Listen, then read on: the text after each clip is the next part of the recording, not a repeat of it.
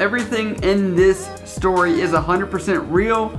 Not gonna break HIPAA or any violations there, but I want to share a story about being a corpsman that I think might give you guys some insight.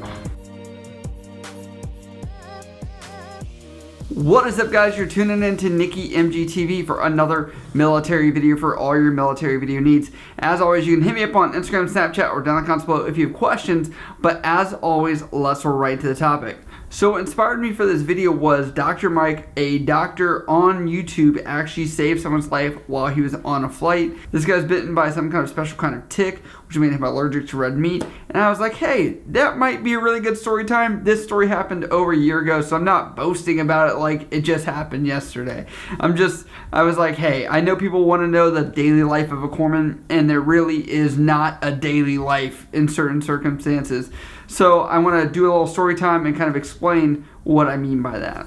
So the first thing is we were going on my first field op ever, and we were on the end of this op. We were going to be able to go hike Mount Fuji. Now that was the cool part. Now, you know, I was understanding this was a recreational hike. It was not going to be something that I was going to, you know, have to do, but I was like, I'm going to do it because it's Mount Fuji. I obviously want to go to the top of that thing.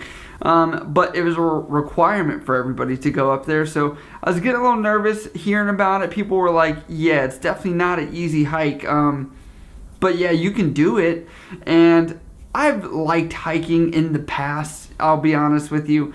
And I was like, yeah, I probably can do that. You know, you look up at it, you're like, a couple hours, right? So anyway, we get briefed on this hike. They're like, yeah, there's gonna be food at all these stations going to the top, and then you're gonna go down. We're gonna be there at like 4 in the morning, and it's supposed to just be fun.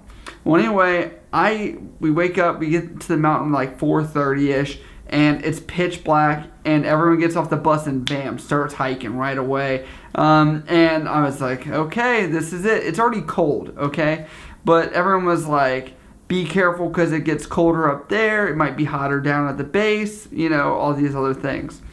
Anyway, I have my book bag. I've got my Marine Corps boots on right now, and I'm hiking up, and really cool view. Sunset's coming up. I've got enough food that I bought at 7-Eleven, and we start about halfway through where I'm like, I don't know how I'm going to make it up to the top of this mountain. We stop a couple places. I see a lot of people are burnt out. You know, it's not really based on how good of a hiker you are. It's not really based on how fit you are. It's not based on any, like, literally it's based on how well your body acclimates to the altitude, which I didn't acclimate very well. I wanted to quit and turn around. I'm going to be honest with you. I had a pounding headache, altitude sickness. It sucks. I didn't acclimate very well, but then there are people that were not as in shape as I am that made it to the top before I did. So it's really just, you got to see how you're going to react when you're up there. Anyway, we're hiking up, and we get to the top, and I thought there was going to be more food up there because there was only one station that actually had ramen to eat, which I should have ate there. But anyway, we go to the top. They're selling cup of noodles for $8 a thing at the top here. And the whole way you're going up, you're getting all these stamps on your little stick. It does get a little expensive. I think the stick overall is about $100-ish bucks pretty much. And I, at the top, had realized I ran out of food, and I was like, this isn't good. So I bought the cup of noodles for $8. I had some Aquarius and some water, which is like a Gatorade type thing here in Japan. And then realizing it was already 12 o'clock, we had until I think 4:30, 5 o'clock to get down the mountain. And as I realized, there's people behind me. If they're behind me and I'm here, you know, what's going to happen to them making the cutoff time? Because it took us several hours to get up there. I forget which station we went up at, but there's several spots that you can enter the trail to do that. And they're like, if you're not at this point by 11 o'clock, turn around and go back down because you're not going to make it. We were well above that no matter what. But anyway, I get a couple other stamps. We start walking down. I am pissed off the entire time because it's rocky. You know, you're trying to go down this hill, you're slipping on rocks. I fell down 3 times. I was getting scrapes, cuts, my ankle was rolled. I'm really mad at this point because it's already like 1 or 2 p.m. and well, anyway, we get past that rocky point, and we're now at this point where I call it moon dust, where it's like the shredded tire that you see at playgrounds, but it's like tons of it, but it's like looks like volcanic rock type stuff, but it's soft and squishy, and it feels like you're running through like a Mario video game or something. And I'm doing this, me and my chief are paired up together, and we're hiking down the mountain, and eventually I just stop. There's nowhere to stop, really, like, and I keep seeing so many kilometers, and I'm like, I just want off this mountain, because at this point it's like 4 p.m. and I'm frustrated. I'm tired. Mind you, that's 12 hours of hiking already. I'm done with this mountain. I want to be done. Well, anyway, she's like, come on, Mac, we got to go. We have to make it down. Just keep going. I'm just pissed off. You can't see anything around you. It is like you're in the clouds, where literally there's just clouds all around you, and this volcanic rock. There's nothing else. And I feel like I'm in a movie. Like, and then it's weird because there's people passing me and running down and laughing, and I'm just like, how are you laughing when I'm just pissed off right now? I'm tired of hiking. But then they come and go, and then I'm passing certain people, and it's tiresome. Out of this whole almost movie experience, me and my chief are running down, and we just hear, Doc! And I'm like, what's going on this side of this mountain right now that I need to be worried about? And well, anyway, I start running, because this person's running up the mountain, meaning that they probably had something serious if you're crazy enough to run back up the mountain. And I'm like, oh gosh. Luckily, we're on a decline, so I kick into gear. Mind you, still 12 hours of hiking already. And I'm just like, okay, we're running. We get to the patient, and complaints are difficulty breathing, redness everywhere. And I'm like, what's going on? And the patient has no idea either. And I'm like, we've been on this mountain, like, what could make this happen?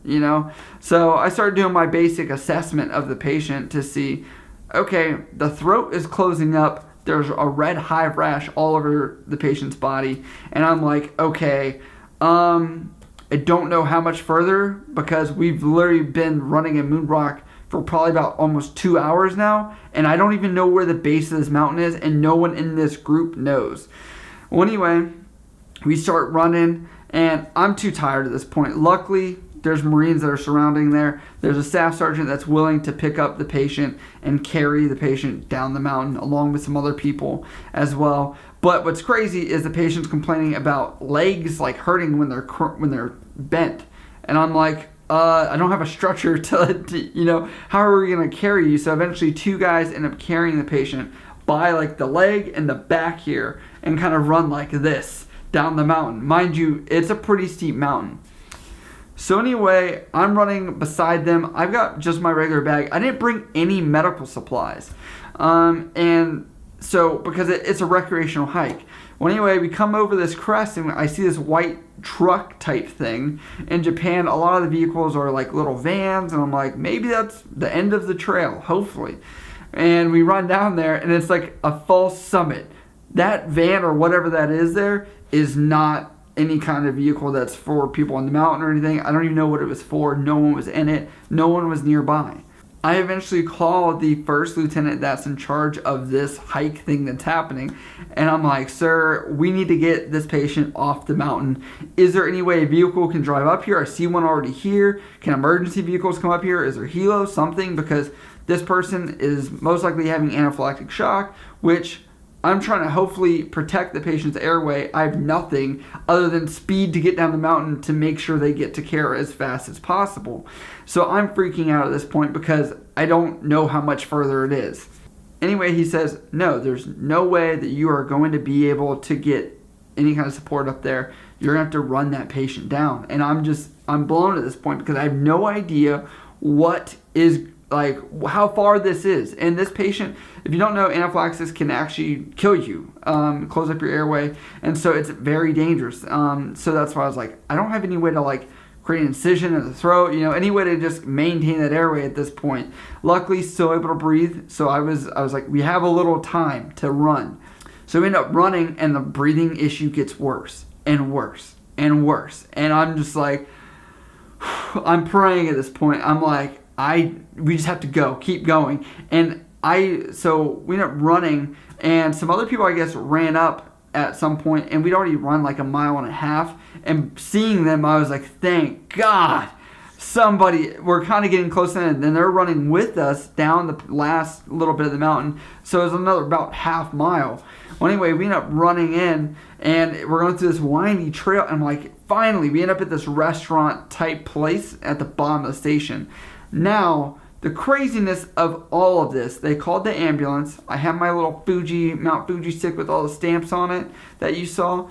And anyway, that stick, don't know where it went. In the heat of the moment, trying to take care of the patient, get ice. Like, the guy at the restaurant's trying to sell us water and sodas, and we're like, we don't need that. The patient needs to go. And the guy serving all that stuff is obviously in distress, because he's like, this patient's freaking out, this guy's freaking out. I don't know where that stick went, so now I'm out of a Fuji stick. I just have these pictures to prove that I hiked to the top. So the craziness was not only that, but also there was a Marine that always had his EpiPen. For some reason, me as Doc, he always felt like he had to tell me, Doc, I got my EpiPen, you know, like, and as a IDC and as a corpsman, I'm like, awesome, man. At least you have it, and you know, and you take it that seriously to have it on your pocket or on your person at all times. Anyway, I knew this kid was on the hike, and I was like, I forget what his name was at the time. I know what it is now, but I'm like, it's the Marine, looks like this, he's got an EpiPen, he's here. I don't know where he's at. And they run down and they start asking people for an EpiPen. Sure enough, I see that Marine coming up, and he's got an EpiPen in his pocket, ready to go. And I was just like, man, for some reason the stars aligned to make that happen. Anyway, I carefully take the EpiPen out, and if you've never used an EpiPen, it's easy to stab yourself. Also, there's a trainer in there you have to worry about, because if you use a trainer, not a real one, obviously that would be a bad day. But anyway, take your time, take the cap off, pay attention where the needle's going to come out of. I double check instructions and everything, just because I know it's happened where somebody has put that needle in their thumb when they go to put it in the thigh. Anyway, I put it in the thigh. Within minutes, the patient is finally starting to breathe a little better. The skin is not as red. And I'm like, the breathing is getting better as far as it's not so frantic and not as crazy. And I was like, man, today is my lucky day. Anyway, we still go with the ambulance, because I was like, we should have the patient cleared at a facility, you know, somewhere locally, just to make sure there's no other issues. So to wrap up this video, you can't choose your patients. You don't know when you're going to have to do corpsman stuff. And you just don't have a typical day as a corpsman. You could have to do medical care, just like Dr. Mike in that video I referenced in the beginning. You could do it in an airplane. You can do it on the side of Mount Fuji. You could do it anywhere. It's just one of those things that hopefully when that time to shine or time to rise to the occasion matters, that you're there. And some of you may be asking, why didn't you have medical supplies with you? You obviously have not hiked Mount Fuji before. Imagine carrying this med bag type thing on your back with your snacks, with your water, plus all your medical gear, which could be, I don't know, at least another 15, 20 pounds if you're super selective on what you bring. I mean, I even had Marines ask me why I didn't bring Motrin, and I'm like, I'm trying to make it to the top of this mountain myself right now, you know? It's a tough mountain. It's not easy. Definitely will be a challenge if you're not the most fit either.